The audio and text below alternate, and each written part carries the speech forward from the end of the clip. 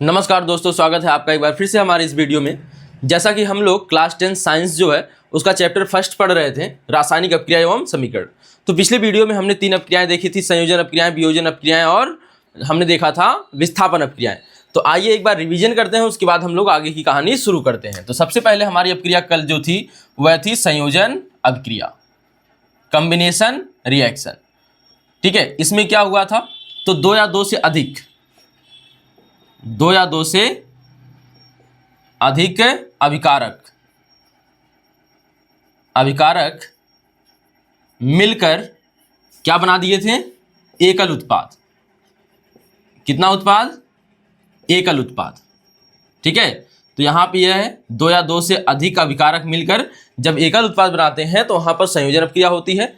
दूसरा हमने देखा था वियोजन अपक्रिया, जिसे हम जानते हैं अंग्रेजी में डिकम्पोजिशन।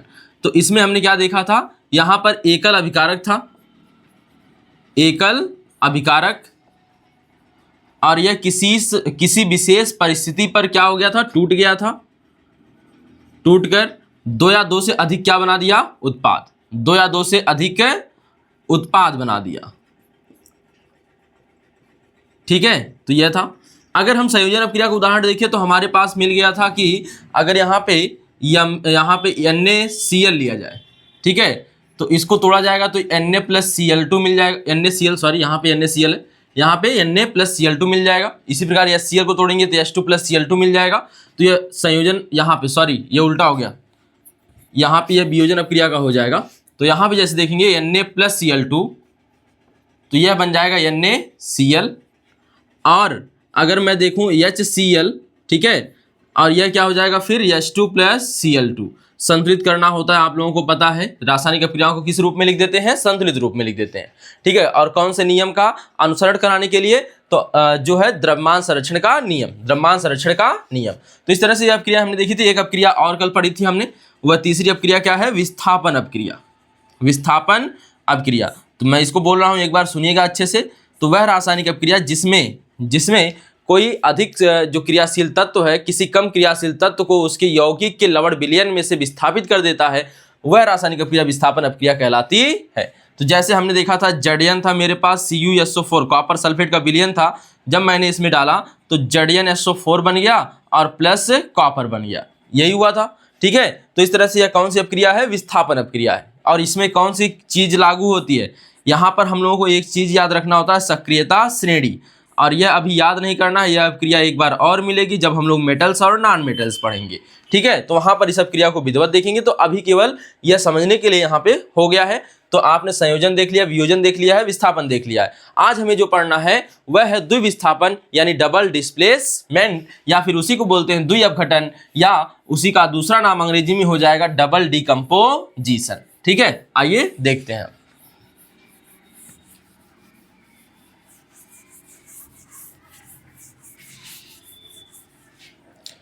तो हमारे पास जो है अगली अपक्रिया, तो वह हो जाएगी द्विविस्थापन।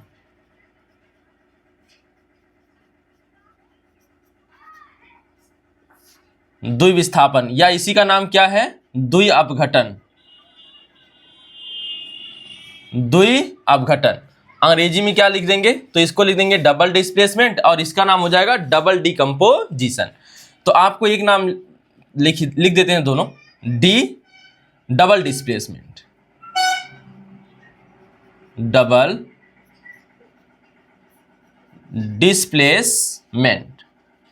या फिर डबल डिकम्पोजिशन।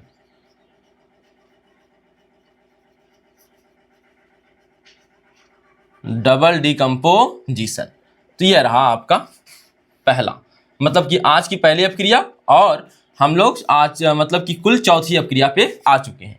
ठीक है, तो इसमें होता क्या है, तो एक अपक्रिया मैं लिखता हूं, यहाँ पे A है और B, और यहाँ पे C है और D। मतलब कि यहाँ पे A+ है, B- है, और C+ है और D- है। अगर मैं इसका प्लस वाला इसके माइनस के साथ मिला दूं और इसका माइनस वाला इसके प्लस के साथ मिला दूं, तो आप जानते हैं कि प्लस वाला पहले लिखा जाता है, तो AD हो जाएगा यहाँ पे। ठीक है, और यहाँ पे क्या हो जाएगा, BC हो जाएगा, यानी CB हो जाएगा, CB हो जाएगा। इस तरह से हमने देखा कि आयन आपस में अपनी जो है सिचुएशन यानी अवस्था यानी अपनी दशा को जो स्थिति को है चेंज कर ली है। जब आयन अपनी स्थिति को चेंज करते हैं या फिर यहाँ पे आप कहेंगे, अच्छा देखिए एक चीज़ और याद रखना था, मैंने पिछली क्लास में आपको बताया था कि जब एक से ज़्यादा कैपिटल लेटर्स दिखेंगे तो वह क्या होंगे, यौगिक। क्या होंगे, यौगिक। तो यह भी क्या है, यौगिक। ठीक है, तो यौगिक के अणु हैं। ठीक है, तो अगर आपको यहाँ पे यौगिक में आयनों का आदान प्रदान हो जाए, तो यौगिकों के मध्य किसका आदान प्रदान हो जाए, आयनों का आदान प्रदान हो जाए, आयनों का आदान प्रदान हो जाए, तो हम उस रासायनिक अपक्रिया को क्या कहते हैं, उस रासायनिक अपक्रिया को कहते हैं द्विविस्थापन अभिक्रिया। तो यौगिकों के मध्य जब आयनों का आदान प्रदान होता है तो उसे हम द्विविस्थापन अभिक्रिया कहते हैं। आइए लिख लेते हैं इसको। तो आपको कुछ शब्द पहले ही याद रखने हैं कि हर अपक्रिया की शुरुआत में वो लिखने ही पड़ते हैं। तो वह रासायनिक अभिक्रिया, वह रासायनिक अभिक्रिया जिसमें क्या होता है, यौगिकों के मध्य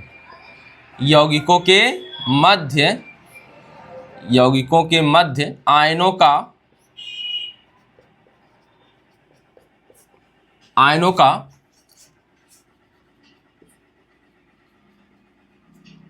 आदान प्रदान होता है, यानी लेन देन होता है। ठीक है, आयनों का आदान प्रदान होता है, द्विविस्थापन अपक्रिया या द्विअपघटन अपक्रिया कहलाती है। द्विविस्थापन अपक्रिया कहलाती है, द्विविस्थापन अभिक्रिया कहलाती है। ठीक है, अब देखिए जो इसके बाद हम लोग एक अपक्रिया और जानेंगे, अवक्षेपण अपक्रिया। तो ज्यादातर अवक्षेपण अपक्रिया जो होती हैं वह द्विविस्थापन का उदाहरण होती हैं। ठीक है, तो जैसे मैं एक अपक्रिया यहां लिखता हूं द्विविस्थापन की, जो कि एनसीईआरटी में है। तो उदाहरण पहला देखिए, Na2SO4 प्लस BaCl2। तो आपके पास हो गया है सोडियम सल्फेट और हो गया है barium chloride. Sodium sulphate barium chloride. जब यह क्रिया करते हैं तो इसमें देखिए आयन कौन सा है, तो ये इसमें है Na+ के सर पे जो होता है यानी कि चार्ज जो होता है +1 होता है। SO4 पर डबल माइनस होता है या डबल निगेटिव बोल सकते हैं। ठीक है, Ba के सर पे जो होता है डबल पॉजिटिव होता है और क्लोरीन के सर पे जो होता है सिंगल निगेटिव होता है। ठीक है, तो ये चार्ज हमने लिख ली। अब यहाँ पे जब देखेंगे तो हमको आयनों का आदान प्रदान करना है, तो इसका प्लस इसके माइनस के साथ और इसका माइनस इसके प्लस के साथ। यहाँ पे देखिए प्लस वाला किसके साथ जाएगा, इसके माइनस के साथ। तो अब देखिए यहाँ पे जब चार्ज सेम हो तो हटा दीजिए, NaCl लिख लेते हैं। और बाकी आप लोग जानते हैं कि चार्ज सेम ना हो तो पैरों में गिरा देते हैं। ठीक है, अब देखिए यहाँ पे हमने देखा कि यह दो चार्ज और यह दो चार्ज समान है। तो सबसे पहले धन वाला लिखेंगे तो Ba आ जाएगा और यहाँ पे क्या हो जाएगा, Cl2। तो यह बन गया यहाँ पे BaSO4 बन जाएगा, BaSO4 बन जाएगा। ठीक है, अब ये जो बेरियम सल्फेट प्राप्त हुआ है यह व्हाइट रंग का प्राप्त होता है। किस कलर का, सफेद रंग का। यह हमको PPT मिलता है, तो व्हाइट PPT मिलता है जो है बेरियम सल्फेट। तो बेरियम सल्फेट व्हाइट रंग का क्या मिलता है, PPT मिलता है। और यह अवक्षेप, PPT का मतलब मैंने पीछे बता दिया था, अवक्षेप होता है। क्या होता है, अवक्षेप। तो यह अवक्षेपण अपक्रिया का भी उदाहरण हो जाएगा। ठीक है, अब यहाँ पे देखिए इन दोनों को किस रूप में मिलाते हैं, एक्वस रूप में, विलयन के रूप में मिलाते हैं। तो विलयन मिलाने से क्या बना है, अवक्षेप बना है। और इसी अपक्रिया को हम अवक्षेपण अपक्रिया का नाम देंगे। ठीक है, देखिए इसका दूसरा एग्जाम्पल देख लेते हैं, AgNO3 silver nitrate plus KCl मतलब हो गया सोडियम क्लोराइड। इसमें से आयन टूटेंगे तो यह Ag सिंगल पॉजिटिव और NO3 आ जाएगा कितना, सिंगल निगेटिव। NO3 पर कितना होता है, सिंगल निगेटिव होता है। KCl हो जाएगा तो K सिंगल पॉजिटिव, Cl पर सिंगल निगेटिव चार्ज। ठीक है, अब ध्यान दीजिएगा यहाँ पे मैं इसको मिटा दूं। अब देखिए अगर मैं इसके धन को ले जाऊं तो इसके माइनस के साथ मिलेगा तो बन जाएगा AgCl। क्या बन जाएगा, AgCl। ठीक है, और इसका KNO3 यहाँ चार्ज सेम है तो आप हटा सकते हैं। KNO3 पहले प्लस वाला लिखेंगे तो KNO3 हो जाएगा। ठीक है। और यहाँ पर यह पीपीटी बनेगा, यह अवक्षेप बनेगा। यहाँ आप देख रहे हैं हर जगह अब क्रिया में क्या हो रहा, आयनों का आदान प्रदान हो रहा है, इसलिए यह कौन सी अपक्रिया है, यह द्विविस्थापन अपक्रिया है। तो वह रासायनिक अपक्रिया जिसमें यौगिकों के मध्य आयनों का आदान प्रदान होता है उसे हम क्या कहते हैं, द्विविस्थापन अपक्रिया कहते हैं। तो याद रखेंगे। तो यहाँ पर यौगिकों के मध्य, यहाँ पे देखिए यौगिकों के मध्य, यह चीज अंडरलाइन कर लीजिए, मध्य आयनों का आदान प्रदान होता है यहाँ पर, उसे हम द्विविस्थापन अपक्रिया कहते हैं। ठीक है, चलिए आगे बढ़ते हैं। तो द्विविस्थापन अपक्रिया आप नोट कर लीजिएगा। और हम लोग अब बढ़ने जा रहे हैं आगे की अपक्रियाएं, उपचयन और अपचयन। उपचयन को एक और नाम से जानते हैं आक्सीकरण। आक्सीकरण, चलिए ठीक, देखिएगा मिटाता हूं मैं इसको। अच्छा सॉरी, आक्सीकरण से पहले एक अपक्रिया और जान लेते हैं, वह है अवक्षेपण। ठीक है, अवक्षेपण को जान लेते हैं फिर आगे बढ़ते हैं। अवक्षेपण का संबंध इसी से है, इसके दोनों उदाहरण उसी में शामिल हो जाएंगे। तो अब देखिए अवक्षेपण, प्रेसिपिटेशन रिएक्शन। तो अगली आपकी अपक्रिया हो जाएगी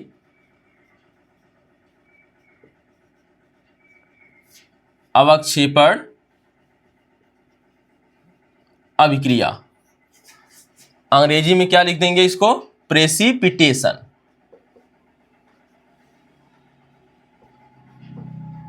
रिएक्शन, यह बोर्ड में पूछता है तो अच्छे से याद रखेंगे इसको। ठीक है, तो प्रेसिपिटेशन रिएक्शन। देखिए यह क्या होता है, इसमें वही जो अभी पीछे लिखा था, तो विलयन के रूप में मिलाए थे, आयनों का आदान प्रदान हुआ था, एक अवक्षेप बना था। तो वह रासायनिक अपक्रिया जिसमें दो विलयनों को मिलाने से एक अवक्षेप बनता है, यानी एक अविलेय पदार्थ बनता है। याद रखेंगे, अविलेय पदार्थ बनता है, उसे हम अवक्षेपण अपक्रिया कहते हैं। ध्यान दीजिएगा। तो वह रासायनिक अपक्रिया, वह रासायनिक अपक्रिया, वह रासायनिक अभिक्रिया जिसमें दो विलयनों को, दो यौगिकों के विलयन होंगे, ठीक है, दो विलयनों को मिलाने से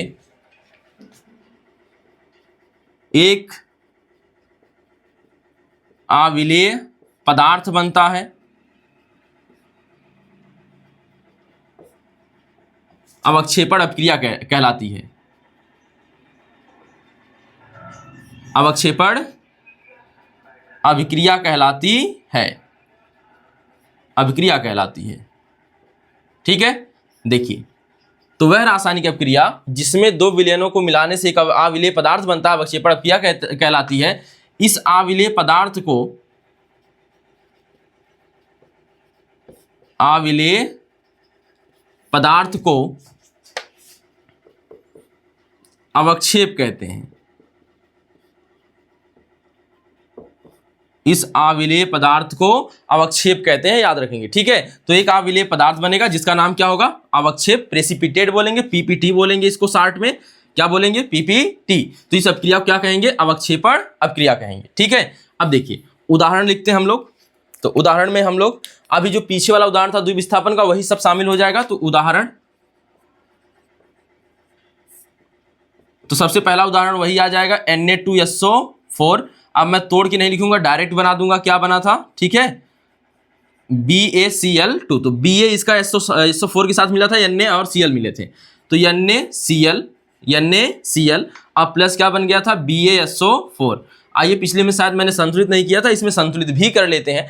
तो Ba यहाँ पे देखिए, Ba यहाँ पे सोडियम देखिए, सोडियम 1 है तो यहाँ पर 2 लगा दीजिए, सोडियम 2 हो जाएगा। और SO4 यहाँ पर 1 है तो वहाँ पर भी 1 है, और Cl यहाँ पर 2 है तो यहाँ पर भी Cl 2 हो गया। अब बेरियम यहाँ पर 1 है, यहाँ पर भी बेरियम 1 हो गया, तो संतुलित हो गया यहाँ पर NaCl के पास 2 लगाने से। दूसरी रासायनिक अपक्रिया देखिएगा। तो एक अपक्रिया मैंने लिखा था AgNO3 सिल्वर नाइट्रेट, और इसकी क्रिया हुई थी KCl के साथ, फेसियल के साथ नहीं हुई है, KCl के साथ हुई है। ठीक है, देखिए AgCl बन गया था और प्लस KNO3 बन गया था। ठीक है, KNO3, और यह मूल रूप में ही अपनी क्या है, संतुलित रासायनिक अपक्रिया, तो इसे संतुलित नहीं करेंगे। तो याद रखेंगे अवक्षेपण अपक्रिया। तो हमारे पास अब कौन कौन सी रिएक्शन हो गई, संयोजन हो गई। पहले तो हम लोग 2 अपक्रिया देख चुके थे, उष्माक्षेपी और उष्माशोषी।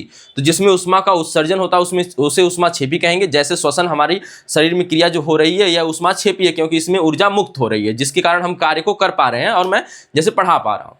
इसी प्रकार उष्माशोषी अपक्रिया, तो जिसमें ऊर्जा को क्या किया जाता है, अवशोषित किया जाता है। ठीक है, इसके बाद जो हमने अगली अपक्रिया पढ़ी थी वह थी संयोजन अपक्रिया, वह रासायनिक अपक्रिया जिसमें कई अभिकारक मिलकर या दो से अधिक अभिकारक मिलकर एकल उत्पाद बनाते हैं, उससे हम संयोजन अपक्रिया कहते हैं। और वह रासायनिक अपक्रिया जिसमें दो या एकल अभिकारक सुन लीजिएगा, वह रासायनिक अपक्रिया जिसमें एकल अभिकारक किसी विशेष परिस्थिति पर टूटकर दो या दो से अधिक उत्पाद बनाता है, उसे हम क्या कहते हैं, उसे हम वियोजन अपक्रिया कहते हैं। विस्थापन अपक्रिया वह रासायनिक अपक्रिया जिसमें कोई अधिक क्रियाशील तत्व किसी कम क्रियाशील तत्व को उसके विलयन से, उसके यौगिक के विलयन से विस्थापित कर देता है। ठीक है, तो वह रासायनिक अपक्रिया विस्थापन अपक्रिया कहलाती है। और जब आयनों का आदान प्रदान होगा यौगिकों के मध्य आयनों का आदान प्रदान होगा, तो इसके पहले जो अपक्रिया लिखी गई थी वह कौन सी थी, द्विविस्थापन अपक्रिया। यानी आयनों का आदान प्रदान हो यौगिकों के मध्य तो उसे द्विविस्थापन अपक्रिया कहेंगे। और इसके बाद हमने पढ़ा अवक्षेपण अपक्रिया, वह रासायनिक अपक्रिया जिसमें दो विलयनों को मिलाने से एक अवक्षेप बनता है, या फिर कह सकते हैं एक आविलेय पदार्थ बनता है, अवक्षेपण अपक्रिया कहलाती है। इस आविलेय पदार्थ को क्या कहते हैं, अवक्षेप कहते हैं। तो उदाहरण हमने लिख दिया है। ठीक है, और यहां पे आपको पता है कि AgCl का PPT बनेगा, प्रेसिपिटेट बनेगा, और यहां पर इसका प्रेसिपिटेट बनेगा। ठीक है, तो यह याद रखेंगे। चलिए अब आते हैं हम अगली रिएक्शन पर, जो है उपचयन और अपचयन। अलग अलग करके एक एक पॉइंट करके देखेंगे। देखिए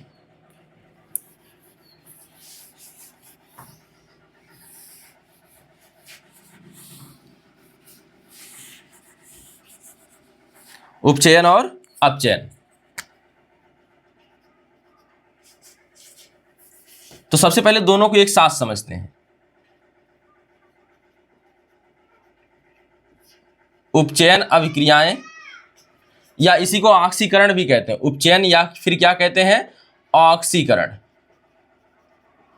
ठीक है, अंग्रेजी में इसी का नाम होता है ऑक्सीडेशन। नाम से ही स्पष्ट है किसका, ऑक्सीडेशन में नाम में ही छिपा है ऑक्सीजन, तो ऑक्सीजन की बढ़ोतरी होनी होगी। ठीक है, तो इसको कहेंगे ऑक्सीडेशन,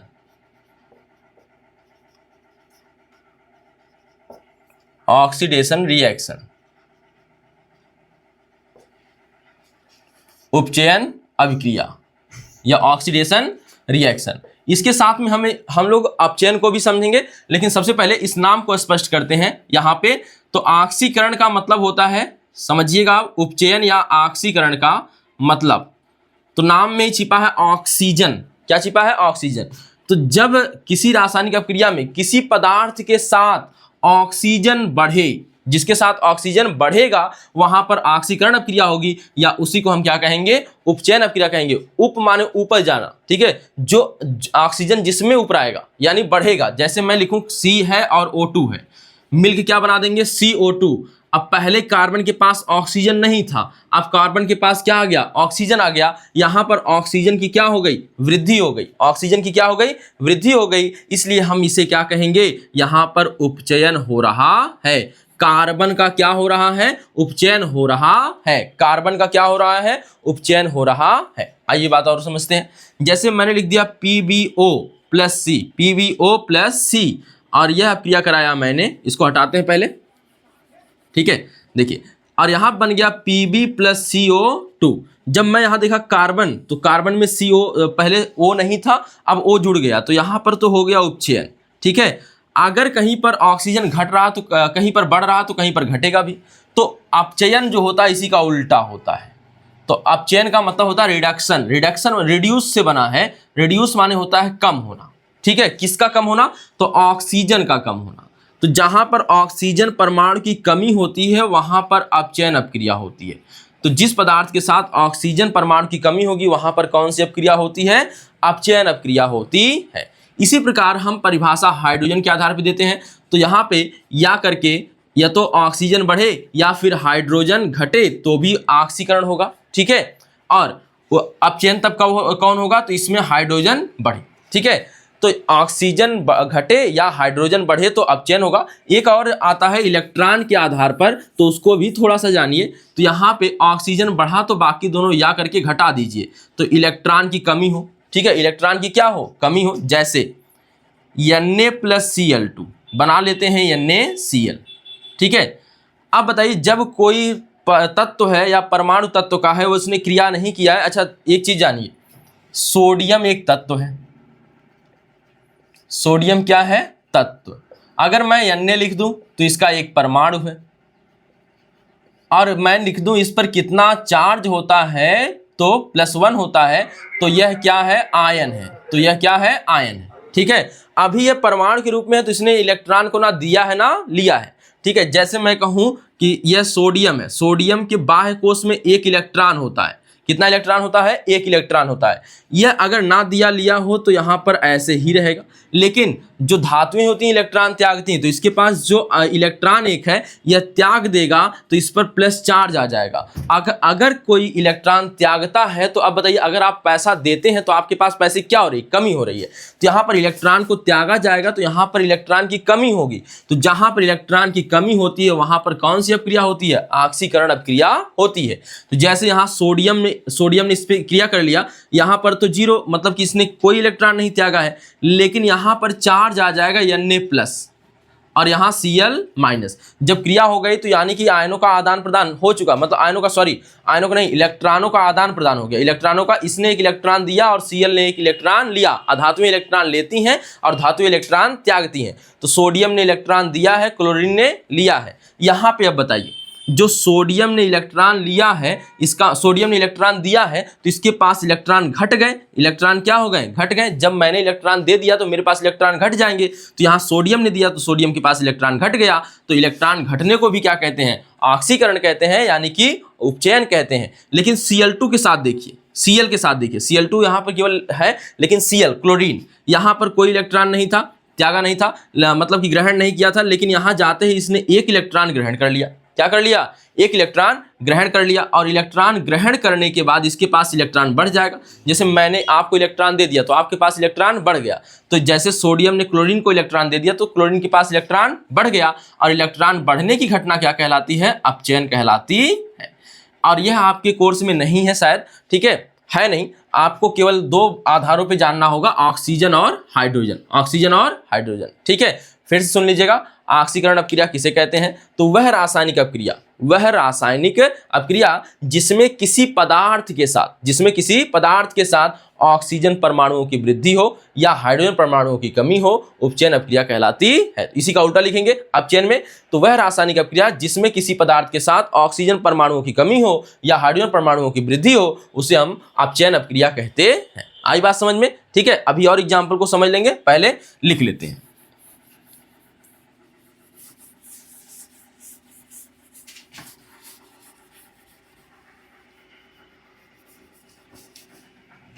देखिए, वह रासायनिक अपक्रिया, तो पहले हमें उपचयन लिखना है यानी ऑक्सीकरण।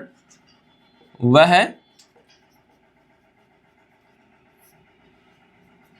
रासायनिक अपक्रिया जिसमें किसी पदार्थ के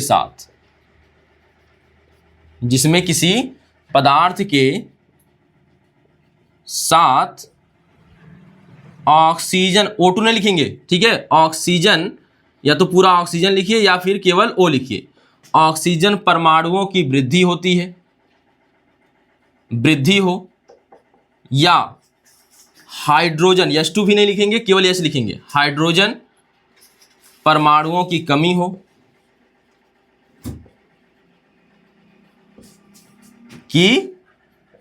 हो कॉमा, उपचयन अभिक्रिया कहलाती है। उपचयन अभिक्रिया कहलाती है, ठीक है। देखिए, वह रासायनिक अपक्रिया जिसमें किसी पदार्थ के साथ ऑक्सीजन परमाणुओं की वृद्धि हो या हाइड्रोजन परमाणुओं की क्या हो? कमी हो, उपचयन अपक्रिया कहलाती है या फिर ऑक्सीकरण अपक्रिया कहलाती है, ऑक्सीडेशन रिएक्शन कहलाती है। ठीक है, उदाहरण से समझते हैं। और जब भी उदाहरण लिखेंगे इसका तो हम वहां पे दर्शाएंगे कहां पर ऑक्सीकरण हो रहा है, ठीक है। तो कार्बन और O2 मिलके CO2 बना लेते हैं, तो यहां पर उपचयन हो गया। कार्बन के साथ क्या हो गया? उपचयन, ठीक है, ध्यान देंगे इसको। दूसरा लिखें, अगर मैं लिखूं Mg प्लस O2 तो मैग्नीशियम ऑक्साइड बन जाता है, ठीक है, MgO, यहाँ दो। अब देखिए, Mg के पास पहले ऑक्सीजन नहीं था, यहां पर पहुंचे तो ऑक्सीजन आ गया, तो मैग्नीशियम का क्या हो गया? ऑक्सीकरण। तो यहां हो गया उपचयन, ठीक है। अब देखिए, तीसरी रिएक्शन एक और लिखते हैं, तो यहां पे मैं लिख देता हूं आपकी एनसीईआरटी की बुक की रिएक्शन है पीबीओ, जो मैंने अभी समझाया है, सी, और यह बन जाता है पीबी प्लस CO2। ठीक है, लेड ऑक्साइड की कार्बन से क्रिया जब होती है तो यह लेड बना लेता है अलग और प्लस CO2 गैस बना लेता है। यहाँ पे देखेंगे जब पीबी, अच्छा आपको उपचयन देखना है तो पहले यहाँ देखेंगे कार्बन के पास क्या नहीं है, ऑक्सीजन, लेकिन यहाँ पहुँचते ही ऑक्सीजन आ गया, तो यहाँ पर ऑक्सीजन आ गया तो यानी कि ऑक्सीजन की बढ़ोतरी हो गई, यानी ऑक्सीजन की बढ़ोतरी हो गई यानी वृद्धि हो गई, तो ऑक्सीजन की वृद्धि को हम क्या कहते हैं, उपचयन अपक्रिया कहते हैं। ठीक है, इस तरह से हमने देख लिया। अच्छा, और एक चीज, अभिक्रिया में, उपचयन अपक्रिया में, उपचयन या स्टार लगा के नोट रखेंगे, उपचयन अभिक्रिया में जो ऑक्सीजन देता है,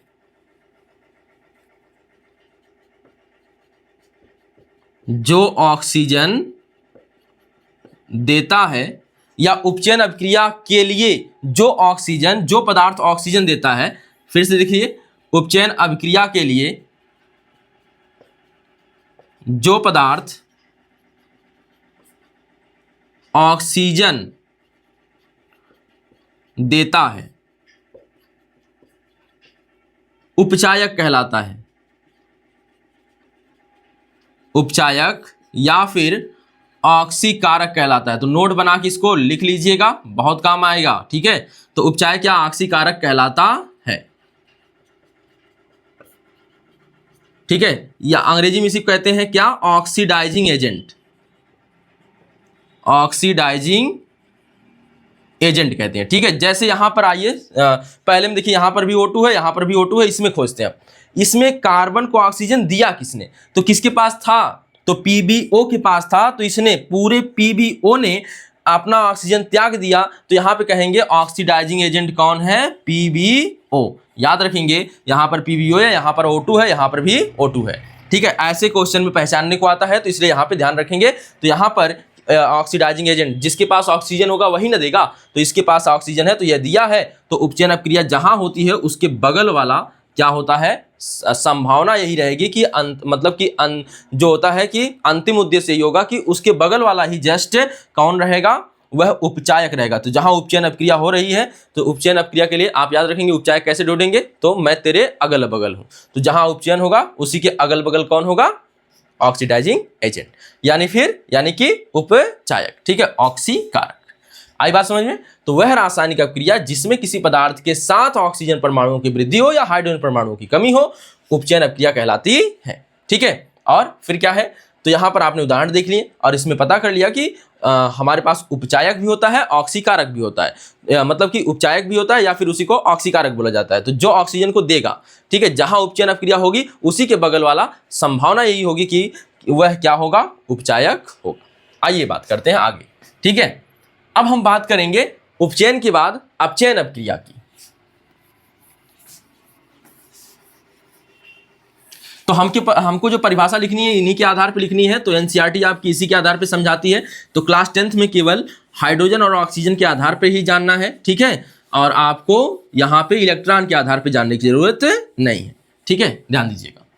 तो अब यहां पर अगली रिएक्शन आपकी है अपचयन अपक्रिया। इसके लिए कोई दूसरा नाम नहीं है, अंग्रेजी में केवल नाम है इसका रिडक्शन। रिड्यूस शब्द से बना है रिडक्शन। ठीक है, और सभी परिभाषाओं को हम ऑक्सीजन के आधार पर बनाएंगे, यानी कि उपचयन और अपचयन की परिभाषाओं को। तो इसलिए इसका मतलब रिडक्शन से मतलब है ऑक्सीजन की कमी से, रिडक्शन रिएक्शन।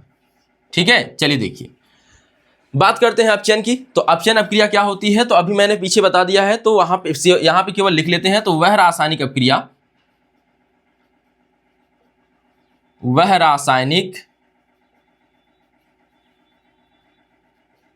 अभिक्रिया जिसमें किसी पदार्थ के साथ ऑक्सीजन परमाणुओं की कमी, तो रिडक्शन माने कमी हो जाएगा, ऑक्सीजन परमाणुओं की कमी हो या हाइड्रोजन परमाणुओं की वृद्धि हो। हाइड्रोजन परमाणुओं की वृद्धि हो, कौन सी अपक्रिया कहलाती है? अपचयन अपक्रिया कहलाती है।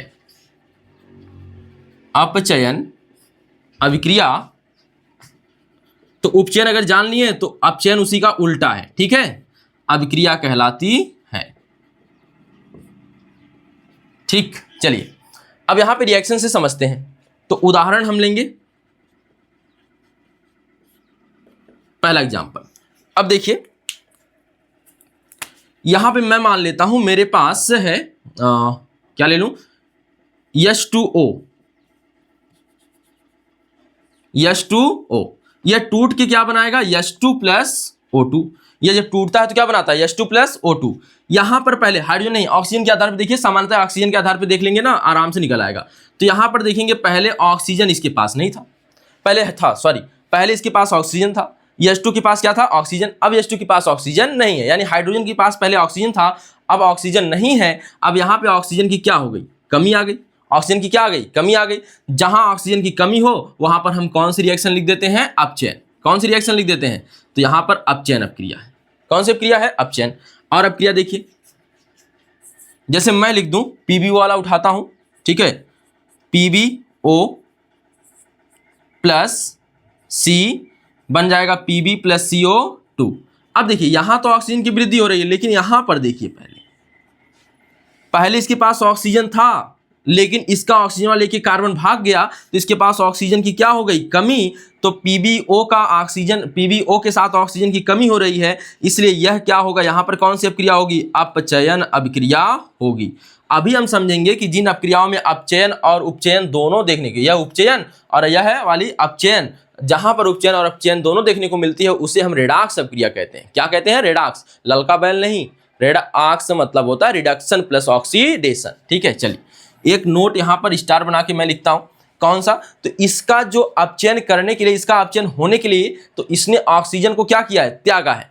और इसने ऑक्सीजन को, किसी ने इसके ऑक्सीजन को लिया होगा तभी इसका ऑक्सीजन छूटा होगा। ठीक है, जैसे मुझे पैसा देने का शौक है, मैं तो उड़ा नहीं दूंगा, ठीक है, उड़ाने का मतलब है कि मैं उड़ा भी दूंगा तो कोई ना कोई ले लेगा, तो जो ले रहा है वह हो जाएगा यहां पर अपचायक। जो ऑक्सीजन को लेगा इससे वह कहलाएगा अपचायक। तो जो ऑक्सीजन लेता है तो अपचयन अभिक्रिया के लिए, किस अभिक्रिया के लिए, अपचयन, या लिख सकते हैं अपचयन अभिक्रिया में, या अपचयन अभिक्रिया के लिए जो पदार्थ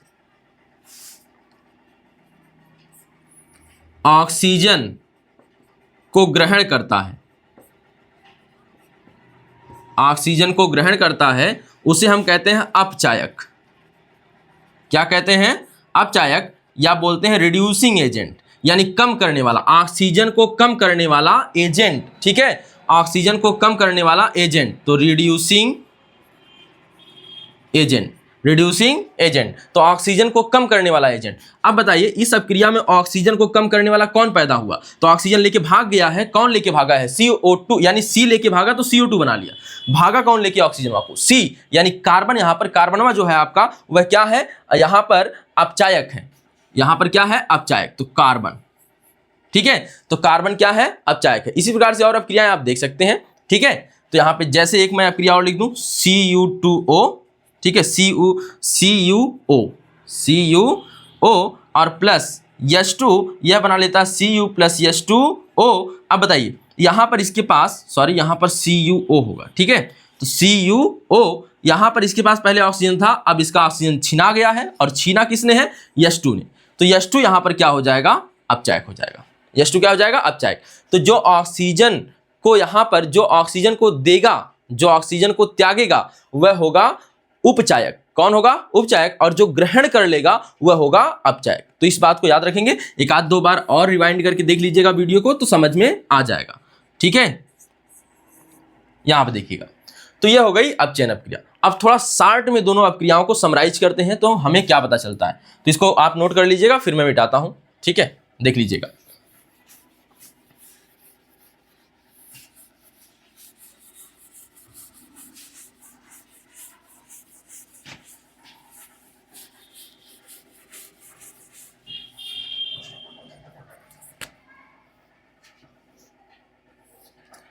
इधर लिखते हैं उपचयन और इधर लिखते हैं अपचयन। तो यह होता है ऑक्सीडेशन, यह होता है रिडक्शन। अंग्रेजी नाम भी लिख देते हैं यहाँ पे, अंग्रेजी नाम से ज़्यादा क्लियर हो जाता है। तो यह हो गया ऑक्सीडेशन और यह हो गया रिडक्शन। ठीक है, अब देखिए तो उपचयन में क्या होता है। उपचयन में होती है, एक मिनट,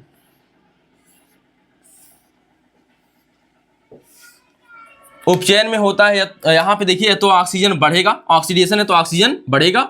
ठीक है, अब इसके बाद दोनों को घटा देना है, हाइड्रोजन है तो घटेगा या तो इलेक्ट्रॉन घटेगा। ठीक है, और इसके बाद यहाँ पर हमने देखा ऑक्सीजन रिड्यूसिंग, तो रिडक्शन हो रहा है यहाँ पर, रिड्यूस मतलब कम हो रहा है, तो ऑक्सीजन घटेगा, फिर इन दोनों को बढ़ा देना है। तो इस तरह से आप याद रख सकते हैं। तो अगर बढ़ेगा तो यह दोनों घटा दीजिए, यह घटेगा तो यह दोनों बढ़ा दीजिए। ठीक है, तो ऑक्सीजन के आधार पर परिभाषा बनाएंगे, बाकी उसके आधार पर हम सबको बता देंगे। ठीक है, तो इस तरह से यह उपचयन और अपचयन। तो जो कभी कभी आपको क्या ज्यादातर अपक्रियाएं उपचयन और अपचयन जो होती हैं साथ साथ दिखती हैं, इसलिए उपचयन और अपचयन जब क्रियाएं साथ साथ दिखती हैं तो उन्हें हम रेडॉक्स अपक्रिया कहते हैं, जो कि दो शब्दों से मिलकर बना है, रेड और ऑक्स, यानी रिडक्शन और ऑक्सीडेशन। ठीक है, यह लाल बैल नहीं है बल्कि रिडक्शन और कौन है, ऑक्सीडेशन है। ठीक, अब आइए रेडॉक्स अपक्रिया की बात कर लेते हैं। तो सीधी सी परिभाषा उसमें आ जाएगी, वह रासायनिक अपक्रिया जिसमें उपचयन और अपचयन दोनों शामिल हो, हम उन्हें क्या कहते हैं, रेडॉक्स अपक्रिया कहते हैं। ठीक है, देखिए तो अगला आपकी जो अपक्रिया है नोट करेंगे, रेडॉक्स अपक्रिया, रेडॉक्स।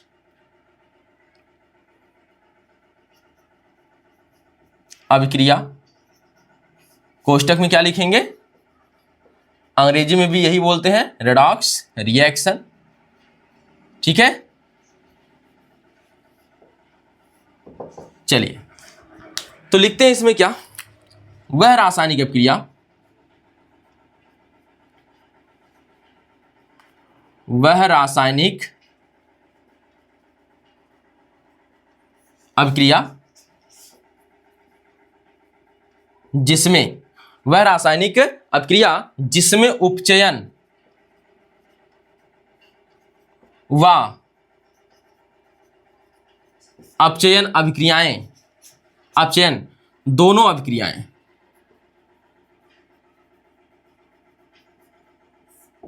साथ साथ चलती हैं या साथ साथ होती हैं, साथ साथ होती हैं, रेडॉक्स अपक्रियाएं कहलाती हैं, रेडॉक्स अभिक्रियाएं कहलाती हैं।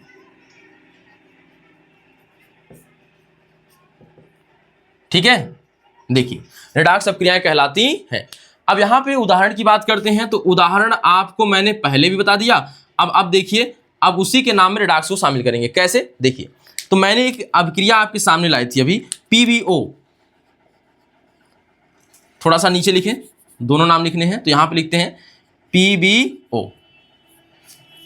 प्लस C बना था Pb प्लस CO2। देखिए इसमें देखेंगे तो एक के साथ ऑक्सीजन की बढ़ोतरी हो रही है, तो जहां ऑक्सीजन बढ़ेगा, जहां ऑक्सीजन ऊपर जाएगा तो उसे उपचयन बोलेंगे। तो ऊपर जाना उपचयन, ऑक्सीजन का ऊपर जाना उपचयन। उल्टा हो गया, घट गया, तो यहां देखिए ऑक्सीजन घटा है, ऑक्सीजन क्या है, घटा है, तो यहां पर हो जाएगा अपचयन। ऑक्सीजन घटा है तो क्या हो जाएगा, अपचयन। ठीक है, इसी प्रकार से आप कई अपक्रियाएं और लिख सकते हैं। ठीक है, जैसे और लिखना चाहें तो आपका हो जाएगा, यहाँ पे मैं लिख देता हूं, देखिएगा,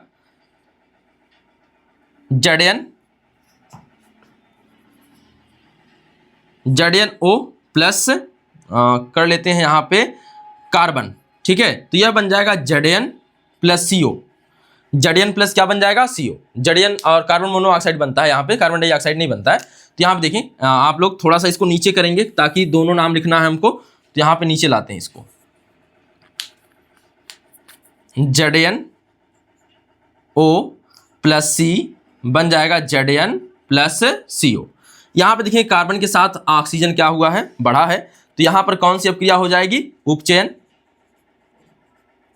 और यहाँ पर देखेंगे तो यहाँ पर ऑक्सीजन घटा है, तो यह हो जाएगा अपचयन। ठीक है, तो जहाँ पर ऑक्सीजन बढ़ेगा वहाँ उपचयन, जहाँ पर ऑक्सीजन घटेगा वहाँ अपचयन।